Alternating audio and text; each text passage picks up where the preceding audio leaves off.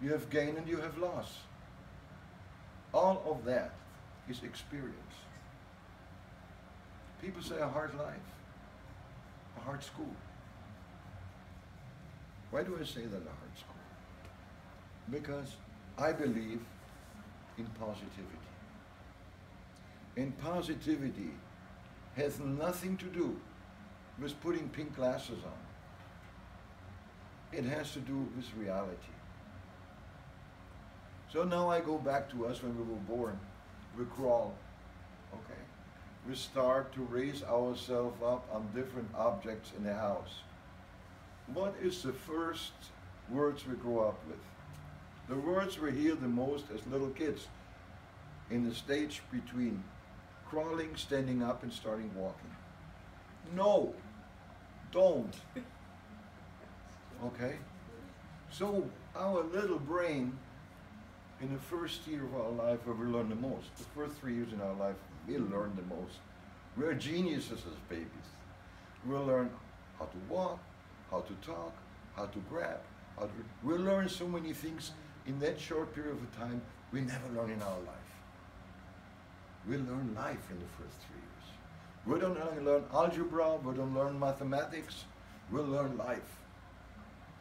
And my grandmother used to say, and I think she was right, and she should be a psychologist like Dr. Freud or Dr. Jung, she said, if you educate yourself in school, it's important for life.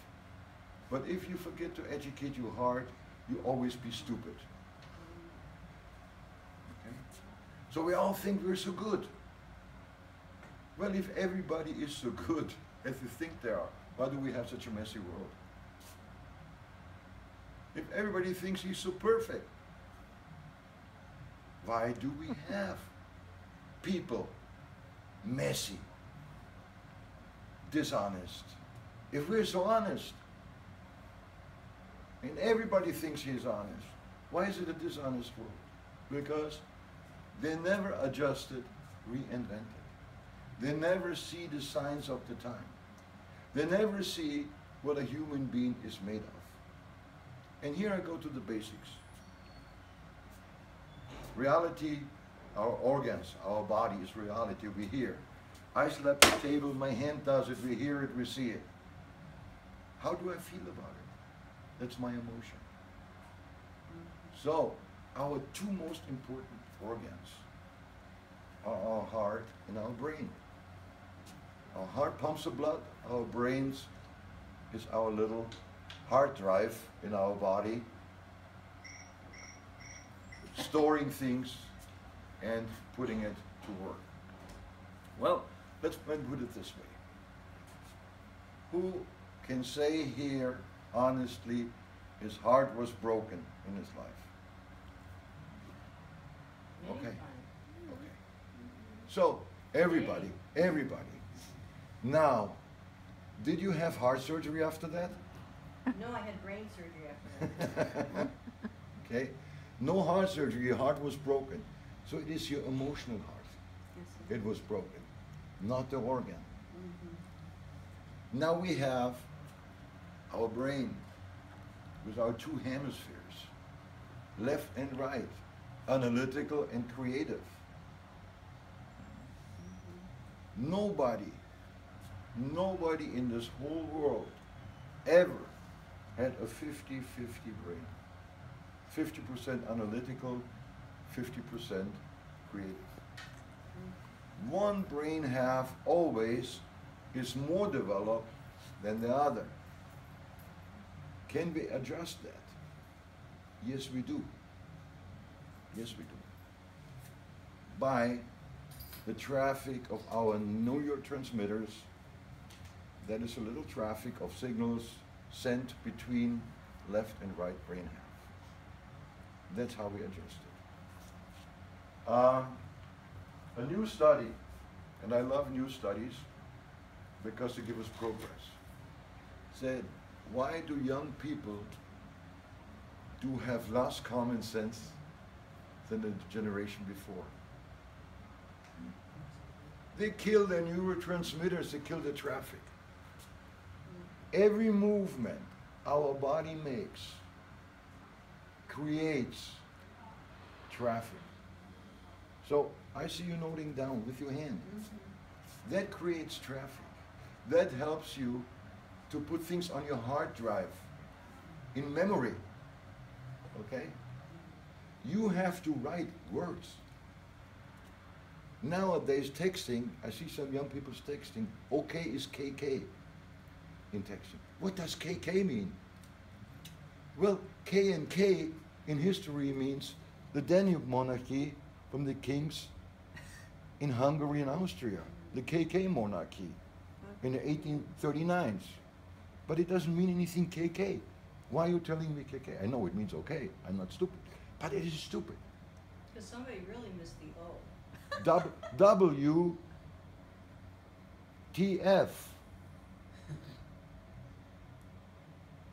Well, it used to be a silverware brand.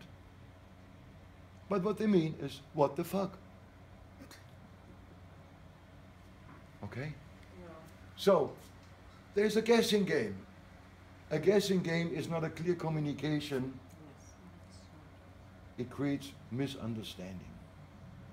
Yeah, we have kids in here, so we don't want to. We want to say what the heck.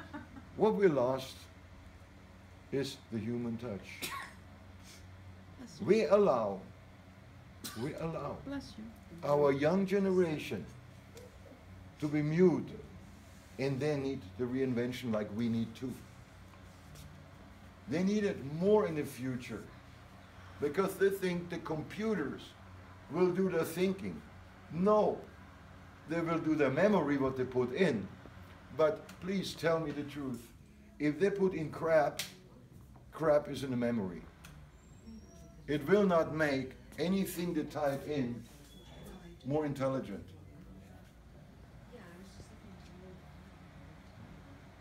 I think part of Here, I'll move it away from you. reinvention Is that better? is also individualism. Individualism is a very important thing in reinvention. Okay?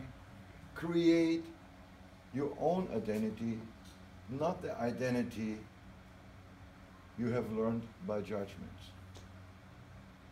Now I have to put a big kudos in the young people here. I have to defend our young generation. I really have to. We say our kids are bad. Our kids are not polite. Our kids have no manners. Our kids do not communicate. So we have bad kids. No, we have bad parents. I am a father of 5. All the way from 38 to 7. Do I say my kids are bad? No. My kids resemble what they see, what they experience daily, what they hear, what they taste, what they smell. Okay? Reinventing parenthood. And here comes in, I am for many years, for a few years, the simple minimalist. Believing life is simple. Every person has a talent. If somebody says, I'm not talented at all, you're full of it. Go to the bathroom, come back again. We talk. Okay? Everybody has a talent. Different talent. Analytical talent. Creative talent. Expressional talent. If that wouldn't be the case, we would have no writers, no actors, no singers. We would have nothing. So everybody has a talent. It is just how do you reinvent yourself to be happy making a living with your talent. Has to do with chances. Has to do with image. And here again, reinventing. Reinvent your image. Because image sells. That always has been and always will be. Okay? It is a concept we build around us when we reinvent. So going back to the childhood. We learned, we grow up, don't touch it. No, don't do that. No, you can't, okay? Very negative. Even it is positive, because sometimes it is protective. Don't touch the hot stove. Do not go on the edge of the cliff, you fall down. It is protective, but it is still negative. For us, because it limits us. But it limits us for protection. But later on we know it. But we grow up. So now we go into preschool. And in those days, but another word comes to. You have to. We hear it when we go in kindergarten. You have to go early to bed. Of course we have to. We need to rest so we get up the next morning, can go to kindergarten, preschool, or whatever. We need our rest because we're growing kids. But still, it influences us. You have to. Because the word you have to is forceful. So how much you think in the age of 10, we're already lost from the person it got invented. From the person 1 minute old popped out of mama into the 10 years old, how much we already lost from ourselves. Quite a bit. Even it was learning. It still, for us, is enclosing us, caging us. Even it is protective. Even it is manners. You have to wash your hands before you eat. Protective. Don't get germs, don't get sick. It is the word. And that's why I know, I don't think, that's why I know, the more we learn, the more we progress in life, reinvention is needed. Reinvention for many, many things. We are in a society of overdoing things. The cell phone was invented, so we are mobile, we are reachable. Now the cell phone, we don't use the cell phone. The cell phone is using us, using the young people. Okay? Young person, going texting, doesn't see the manhole, falls in the manhole. Somebody, why are you falling in the manhole? Well, there is no apps on my phone for that. Okay? So, who is controlling? Again. So, we are controlled. What is success? Success, reinvention is part of success. Because reinventing has to do, I reset my goal. I push the reset button in my mind. I reschedule my day.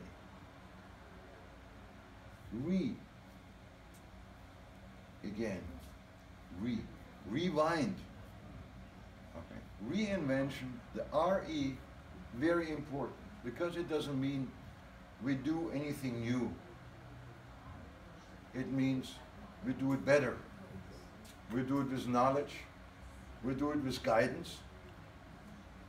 And if we really look at our life, what is the most neutral statement we can get if we need help? From a friend? No. He knows us. If it's a good friend, he wants to please us. He will lie to us. Not intentionally. He will lie to us because he wants to make us feel good. Only a few real friends will kick your butt if it's needed. Others will say, well, all will be good. He's going to be your cheerleader. So is your friend the right person for neutral advice? No. He knows you too well. Your parents neutral? No. They even know you better. Okay? And they have an imagination where they would like you to be. They're neutral. A stranger.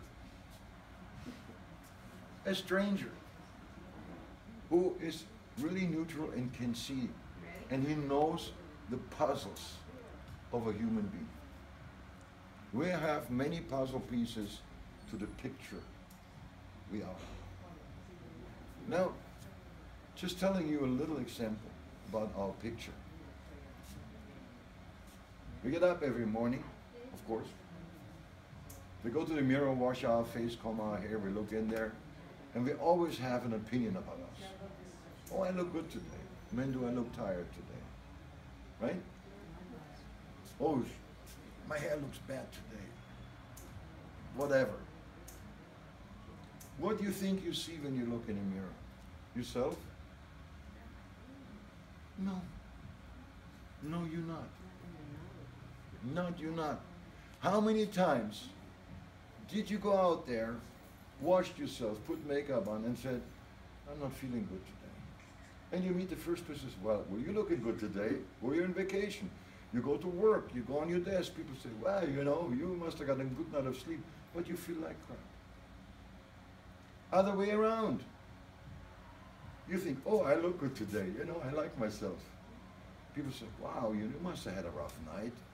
Couldn't you sleep or whatever? And you wonder, what are these people seeing? They see you as you are. When you look in the morning in the mirror, you look at your mood you're in. And your mood creates your view of yourself. So is it neutral? No. So if people tell me I know myself, sure, let's talk. Let's see how much you know yourself. Because it's not a neutral view. You live with yourself every day. You live with your experience you collect every day. That forms your point of view. It's not a neutral point of view. So if people say, what do you do? How you see yourself? It's very easy explained. Let's say that here is a huge lake. Huge, huge lake. So huge, you can see the beaches. You can see the sand, the grass, the trees, nothing, because it's huge. It's miles and miles and miles. And you swim in the middle. You're a good swimmer. You swim. You feel comfortable how you swim. You swim, but you don't get any closer to have solid ground under your feet. But you still feel comfortable because you're a good swimmer. The water is warm, it's nice, it feels good. So how I see myself is a guy in a helicopter looking down at you and tells you to swim this way, this way, this way, to guide you to have solid ground under your feet. That's all it is. Doesn't mean you don't know how to swim. Doesn't mean you feel uncomfortable swimming. Just helping you to the goal.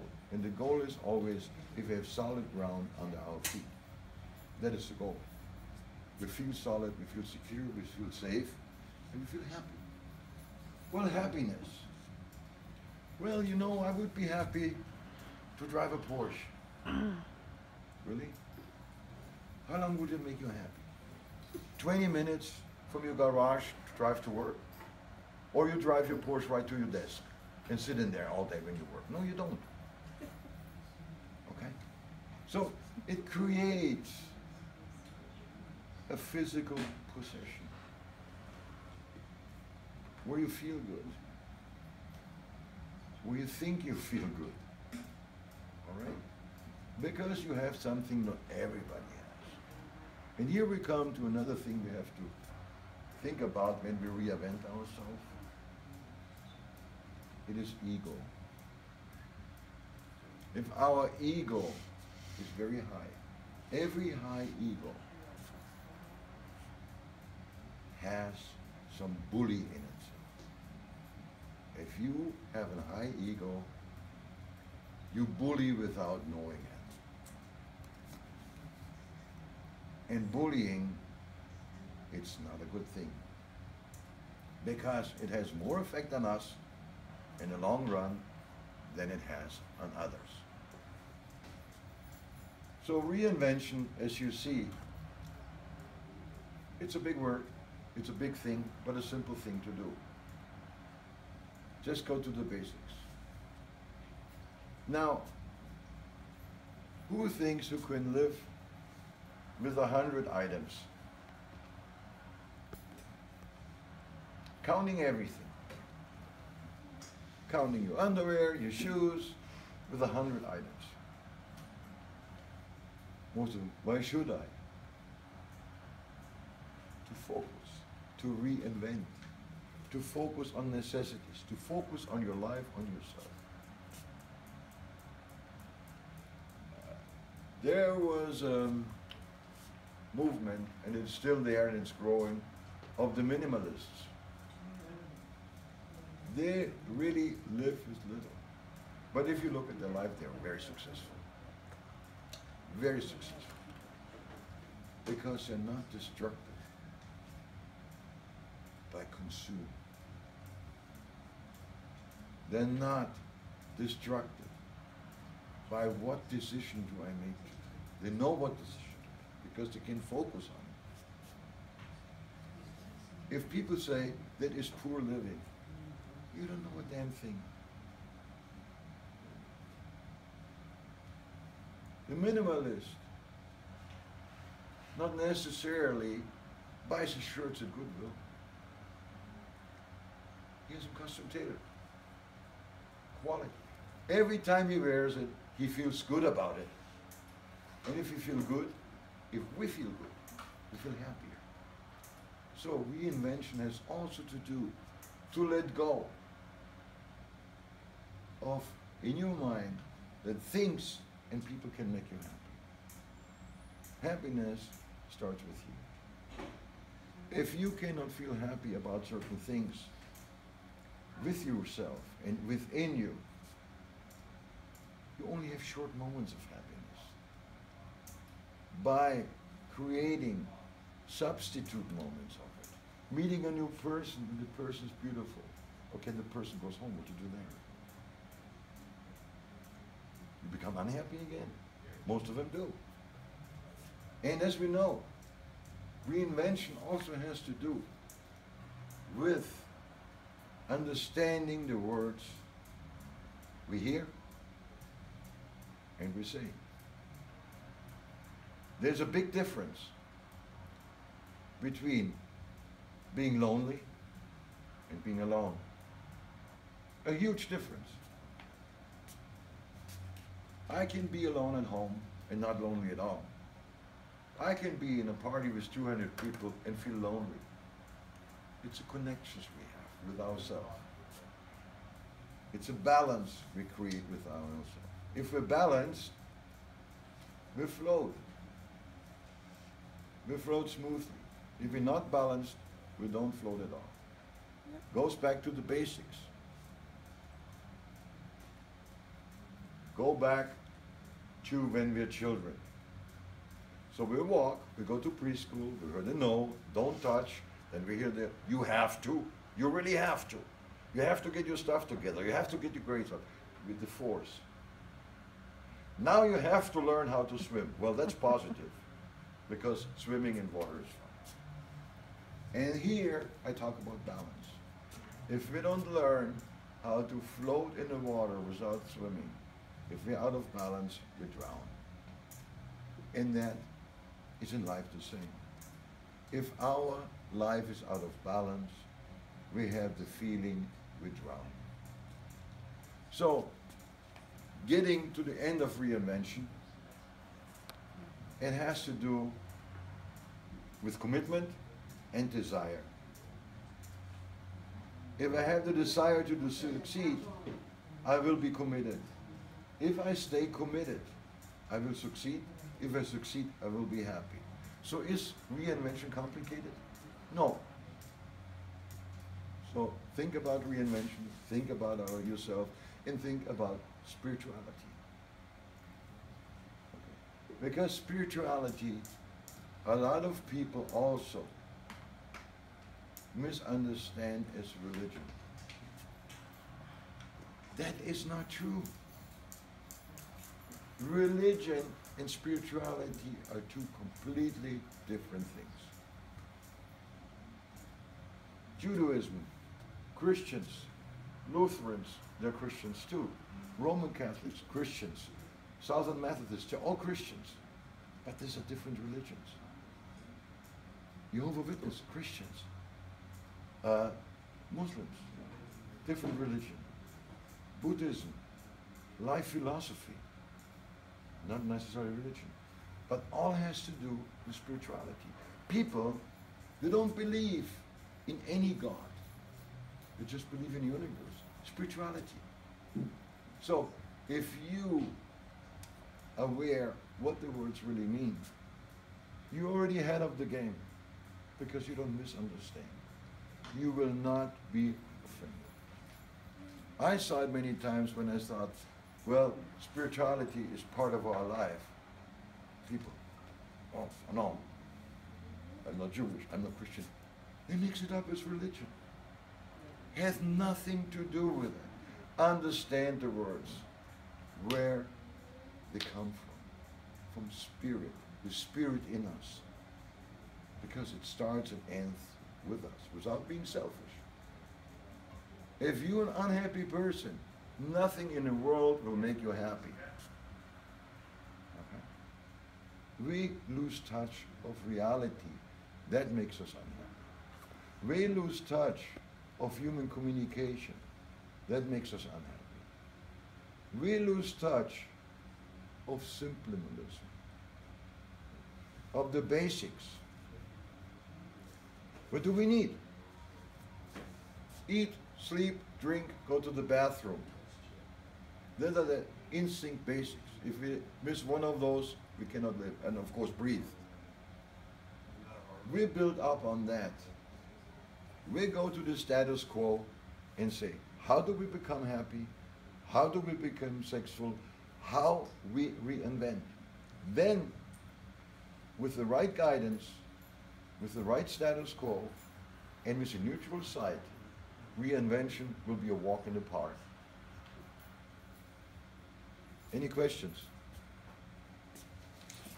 Okay, then I thank you for listening and being here. Do you have any questions, Debbie? No, I'm just thinking. Very interesting. Yeah. So how do people get in touch with you? Mrs. Mesh is Do you have my a phone point of number? contact. Pardon? Well, if you're videotaping this, people may watch it and then they may want to know. Juliana, why don't you just tell them on The phone number is 310-804-6067. Juliana. and you're available mainly for one-on-one consults or I'm speaking? one-on-one, and I will be back here with a different subject.